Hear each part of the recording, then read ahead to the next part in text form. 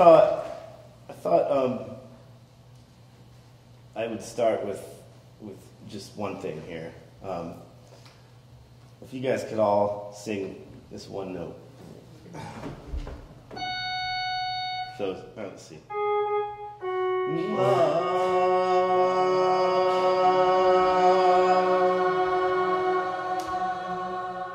Okay. Okay, now sing it really loud. Ready?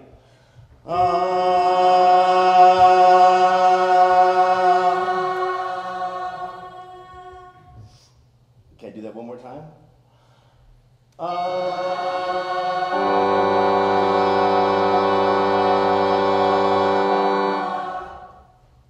Okay, do that one more time.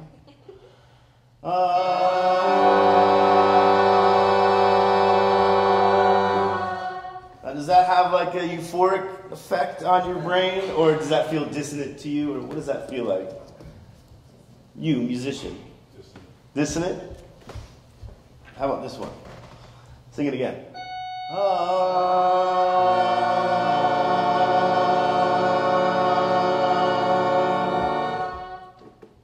Is that more or less dissonant? How'd that feel to you? A little more dissonant? How about this? Do it one more time. How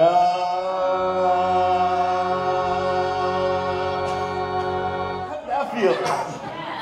Great, right? Well, you're in this weird way with music, you're already limited, right? I mean, you have how many notes to play with? 12, and that's it.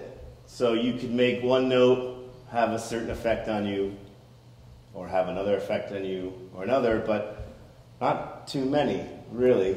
In a way, sometimes you can hit a wall and be like, oh man, I got like, I have a couple options, but not too many. And sometimes you could just pick one note and build a song around just one note and see how that can go. And actually, I did that for one of my songs. Let's see, sing La. Sing that note. La.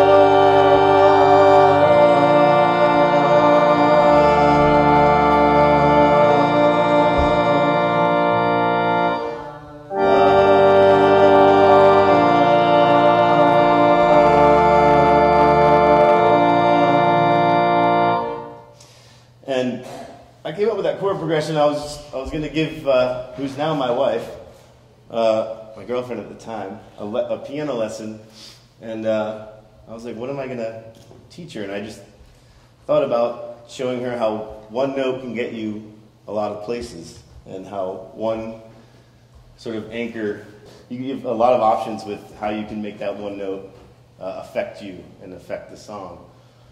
And I thought that was really interesting, how if you almost limit yourself to that sort of idea, your brain starts to just come up with a lot of different things. This is actually the melody that came for this one.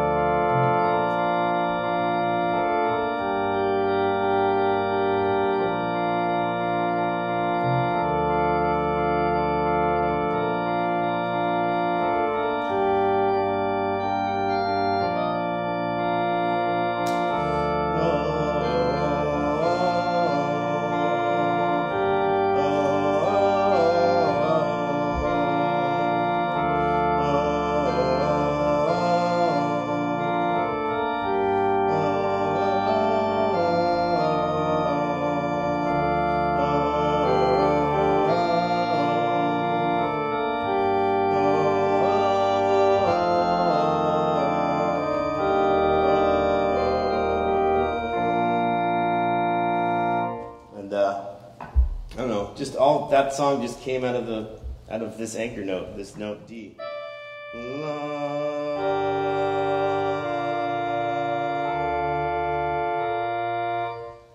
So I don't know. I try to, if I'm feeling like I have no inspiration or anything, which happens sometimes, you just sort of I don't know, you just maybe limit yourself. Like, oh, I'm just going to play, I'm just going to do something with one hand, or I'm just going to have one note help me come up with some different chord progressions and stuff like that. But I don't know, it kind of relates to just normal everyday life. Like when you go and open the fridge and you're like, we got nothing in here. We should just go out or just order some food. And you take another look and you're like, all right, whatever, let's just make something. And you make like the best meal out of like your random scraps that you have in your house, and which you thought you didn't have, much to make a meal with. And I feel like it sort of relates to music in that way, where, if you're like, oh, well, I only have this one note, I'm going to make what I can with it. And when I was on the road a lot with Joe Russo, we would only have like sound checks to really work anything out, and we were never home, so we would just sort of write music frantically in this little half-hour space that we had for a sound check, and sometimes the best stuff comes out of that limitation and that sort of almost that rushed state to do something quick and great, and you don't realize it until after the fact, maybe, because when you're in it, it's kind of a crazy, frantic little state that you're in, I guess. But I really feel like one time I did a gig on a piano, and I broke one key like in the first 20 minutes, and then I broke another like 5 minutes later, and another, and I broke 6 keys on this like brand new, old new piano that I was traveling with, and it was like right in the middle of the gig. You couldn't do anything about it, but make the best you could of the situation, and I had a great time because I had to surrender to that sort of like, okay, well, this is what's happening tonight, and it helps you do something a little different, and you I don't know, you have to embrace those moments when you feel like things are maybe going downhill or something, and you're like, oh, or we have nothing to work with or whatever. But I feel like that's an important part of creativity is to just realize that you could make something great out of anything. And sometimes I'll just record these 20-minute improvisations and let my mind wander and go back and be like, oh, well, that was just something that, whatever, there's nothing good out of that. But then like a week later, you listen back to it and you're like, whoa, that one little part, I can make a whole song out of that little 40-second part, I think. And you do, and you just have to take time to dissect it and find out what you need to turn it into something great, turn it into a song. And I'm constantly doing that at home and on the road, just writing, trying to write songs and write music. And sometimes if you sit down and you're like, okay, I'm going to write a song, you're like, all right. And you're like, no, I heard that in every song, I can't do that. Nope, don't do that. Then you're like, no, that reminds me of that song, so can't do that. So it's easy to get discouraged into, again, I'm just talking about music and writing music, and I hope I'm not boring anybody that's not a musician or whatever, but it's so easy to get discouraged, and and to get distracted, and to forget about the bigger picture. And I remember doing a rehearsal. I did a rehearsal with Mike Gordon, the bass player from Fish, and Joe Russo, and myself. We were in my basement, and we were trying to come up with a song, and for like 2 hours, we were trying to write like what was about 15 seconds of music. And I was like, what is going on? I don't think this is the right way to do it. Like, it felt so nitpicky. You can get in there, and you're just like, you have to stop yourself sometimes and just look at that bigger picture and try to, and just say, it's okay if it reminds you of something else. You can use that. Let's just sort of try to write the bigger picture. Then we'll go back in there and edit it up a little bit and see how we can change it. Because otherwise, you're just going to sit there and do this. Be like, nope, that's not, totally can't do that, And you're just going to do that forever, and then you're going to come up with some abstract line or something crazy that makes no sense. Or just do something really weird, and you're like, yes, let's do that as a little fill in there, definitely. That's going to make the song. And then you play it, and you're like, oh my God, that's of no significance. The main thing of the song is the arc of the song, of how the verse takes you to the chorus and how you feel like this sort of bigger picture in the song. But anyway, I find that it's important to think quickly, embrace your limitations, and use them as ammunition, to write something great. And I tour and play piano. So that's like the biggest thing that I do right now. And for a while, we were playing rooms that had pianos because I couldn't obviously tour with my own piano. But I found a little small piano that could fit into my car. It's this big, and it's an acoustic piano. And I thought, well, I'll just get that and tour with that thing. And of course, it has like an octave missing on the top and an octave missing on the bottom, and it's like sounds like shit, and it was $100 on Craigslist. But I didn't want to play rooms with pianos and have to play that room. Some rooms had terrible pianos, or some rooms were like really too nice, and you're like, I don't know. Like, I'm going to do all these things to the piano, don't get mad, But so finding this piano to tour with was really helpful, but it was also limiting in this way where I had to play it a certain way, and I was missing octaves on each end, and any pianist would be like, no, I'm not doing that. That's like, I think I did a gig with John Medeski, and there was an organ and my little piano, and he's like, yeah, I'll play the organ. I'm cool, And I mean, it's at first you're like, no, whoa, how could you do that? But you embrace it and do the best you can with it, and so my whole world is basically almost surrounded by limitations in that way. Joe, you missed it. I was just talking about you. Hi.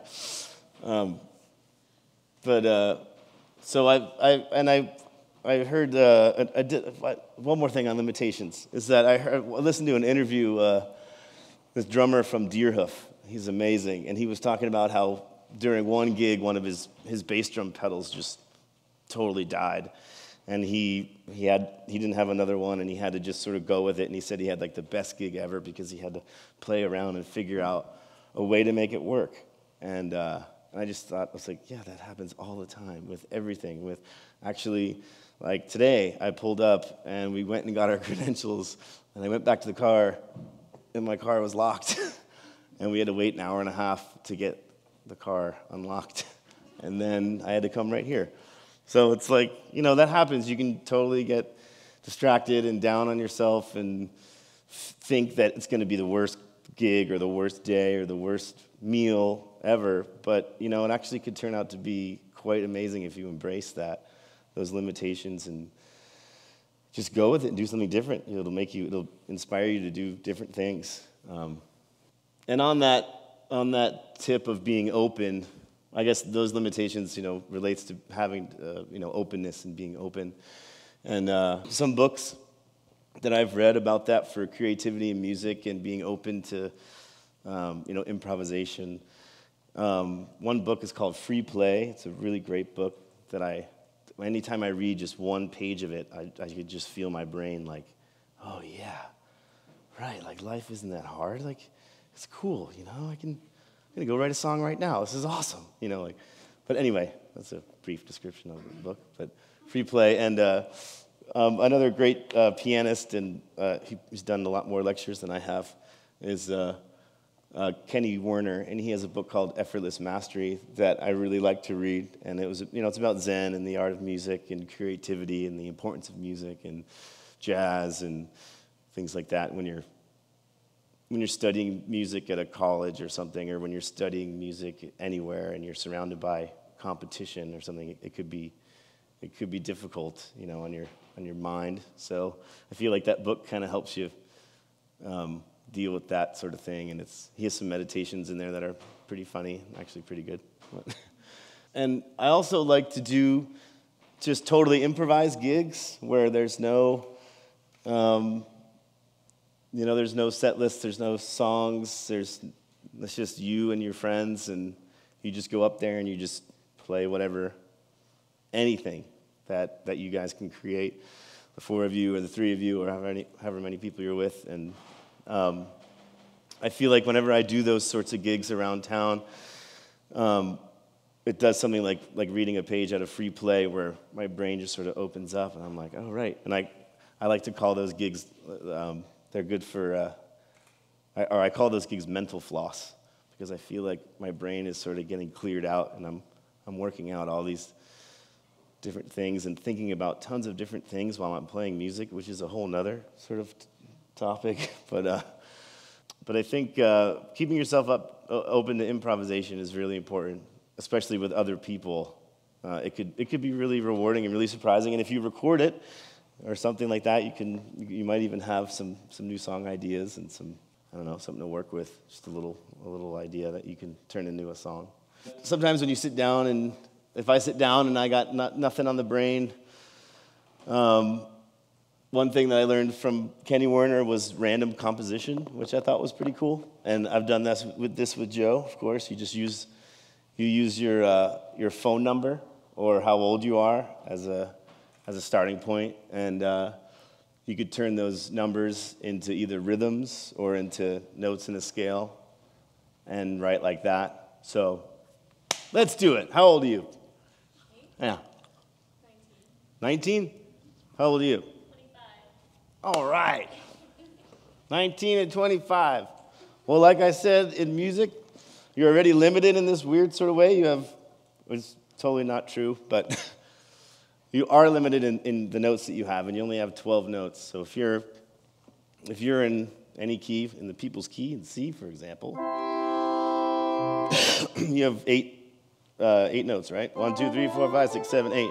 Let's see, well, 7 notes that are different, and then the 8th note repeats the 1. So if you were to do 19, 1 and 9, 1, and then 1, 2, 3, 4, 5, 6, 7, 8, 9. If you were to do those two chords,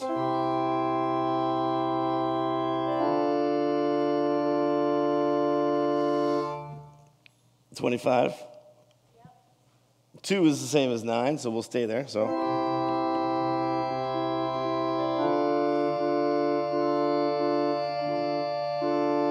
5, all right, and then 1. So you could just shoot out random numbers and assign them to different keys and see what you can come up with. As a starting point, you could make the chords minor instead of major. And then make the 2 minor. 5.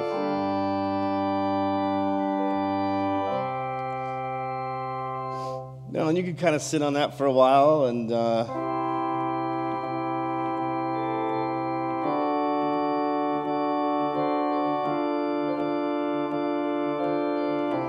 yeah, maybe you take away the 5 and you go back to the 1 or something like that. And then right there, your brain is going and you're thinking about a verse or intro or something. And I find that to be really helpful. And you could what we were doing with the phone numbers was you could assign different rhythms to that. So I'll just do the last 4. 9, 1, 3, 7.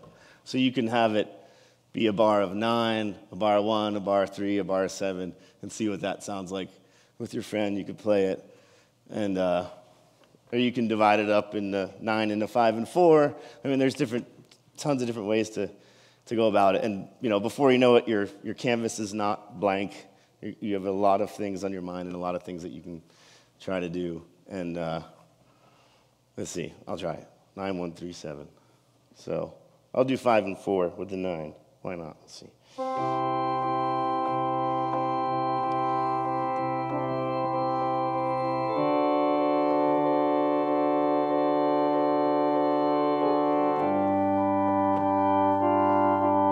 Well, we got to throw in another chord in there. How old are you? 3. You're 3? 3. All right. We'll throw a 3 in there. All right.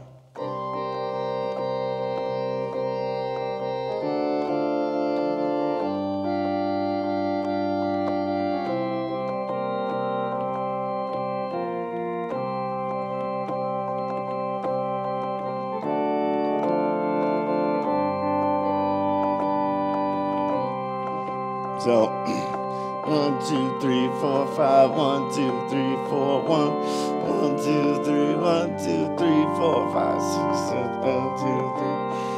So 1, 2, 3, 4, 5, 1, 2, 3, 4, 1, 1, 2, 3, 1, 2, 3, 4, 5, 6, 7, 1, 2, 3. Throw 3 in there.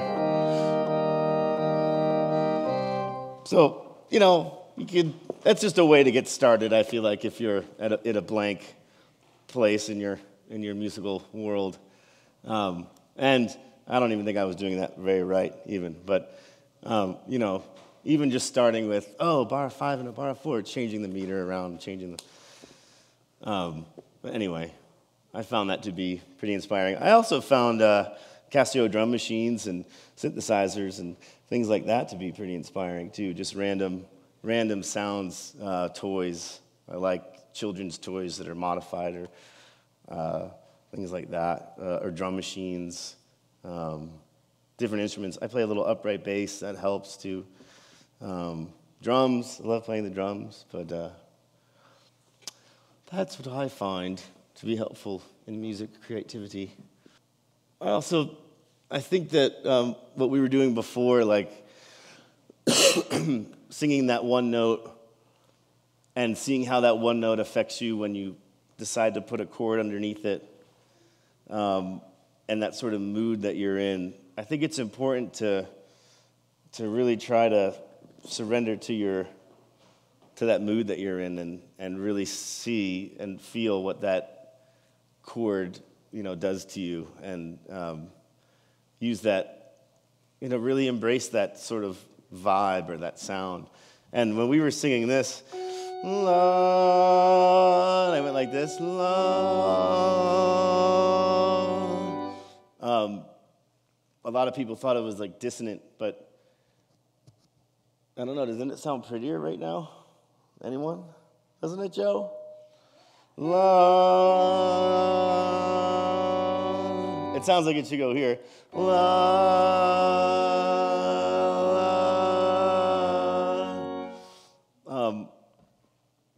And you know, it changes your mood, and so the time of day. You know, certain chords and certain notes, the relation of notes and chords. It changes to the mood you're in or to what might have happened. And I was playing this note in my studio, and I was thinking about this lecture for a little bit, and I thought, maybe if we sing that note and then I play that chord, everyone will say, "Oh yeah, it just feels like euphoric or something like." And I was sort of surprised that a lot of people thought it was dissonant, but it's dissonant in this way because they're right next to each other. But if you spread it out, it sounds a little different. La.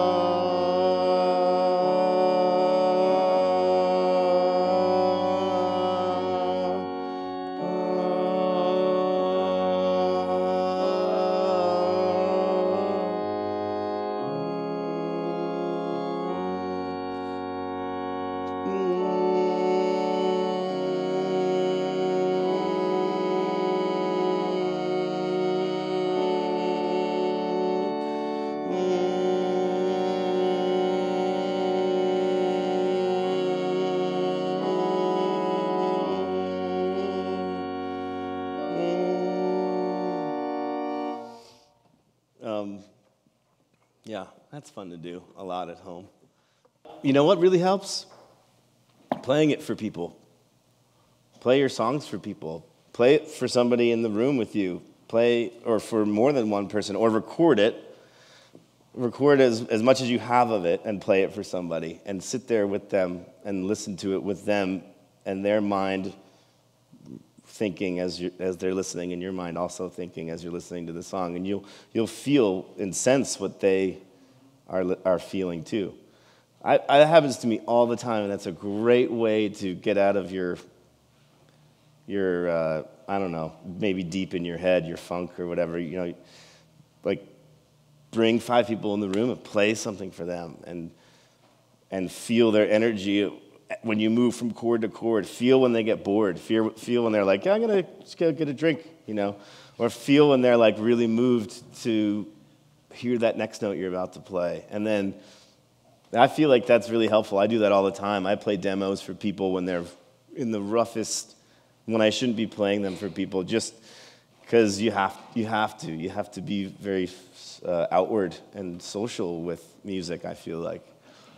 It's easy to be like inward with music. It's very easy to be like that and to be like, no, it's only works this certain way, with this certain sound on my thing, with this certain pedal and this certain amp, or this certain drum or whatever. It's like, it's good to really have a, you know, not be married to any specific thing and play it for people and see what they think and have their opinions change, have them, you know, your friends' opinions, you know, change the way you think in a good way. Because sometimes your friends will say something and you're like, nope, not going to do that. I think that was a dumb idea. I like what I have. Sometimes they say stuff and you're like, oh, right. I really thought I should change that one part, and I could tell that they don't like that. And it's not because you don't trust yourself. It's because you don't know what to, maybe you're feeling a little stagnant about a certain idea and you just want another person's opinion, which is true with anything, you know. If you're just like, have something on your mind and you think you figured it all out, but then you mention it to your friend and they say something and you're like, oh, I didn't even think about that. I don't know. I think that's helpful. Does that answer your question? Yeah.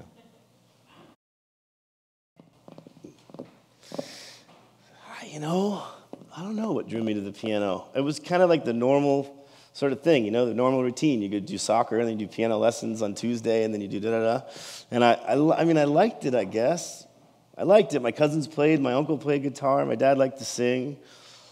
I liked it, but I you know what really got me into sitting at the keyboard was having a synthesizer in my room and then putting headphones on and being like, you know, playing different sounds. I really liked that a lot. But I didn't realize until I was like 17 or something that I was gonna go to like music school. I liked it a lot, but I didn't really know it was going to turn into a thing for me or a profession, and it definitely has, obviously, over time. But I think everybody can play music. I think everybody can sing, and everybody has rhythm. Some better than others. And I teach kids here and there when I'm home and I'm not on the road, and it's really interesting because, just like you said, some kids just naturally, I don't know how or why, are just better than other kids and they're the same age or something.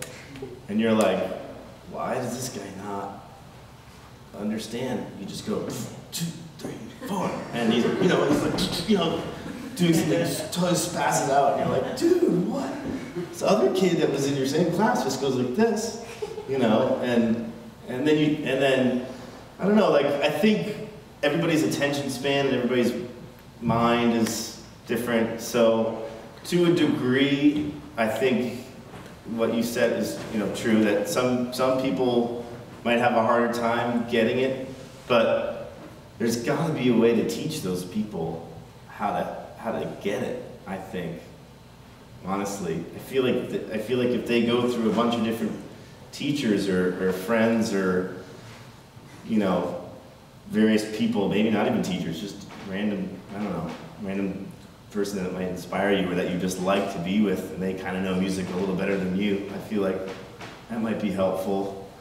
But yeah, I think what people don't realize though is that music takes a lot of practice, and you have to get it, and you really have to understand it, and you can't lie to yourself on stage and pretend like you know something for people, because they'll see right through you, you know. And that's what I loved about being a performance major, actually, at Berklee College of Music. I was like, you can't edit your mistake, you can't do anything. You're just vulnerable up there, and you have to play. You have to not only do all the right notes or whatever, but you have to you have to be captivating, and people have to be drawn into you. It's like, deeper than just knowing the notes or whatever, playing the right things. So it's an intense, I felt like it was the hardest major at Berklee, but when I first went there, I thought that was the dumbest major. Because I was like, performance, everybody can perform, that's why you go to music school, because you know how to play your instrument. Then you go and you figure out how to do film scoring or music production and engineering or blah, blah, blah. But then when I was there, I realized, oh man, it's like the hardest thing ever to just play for people and, you know, practice and know your music for the gig or the performance or whatever. But it's easy to not practice too and pretend like you know it, but you won't really get there.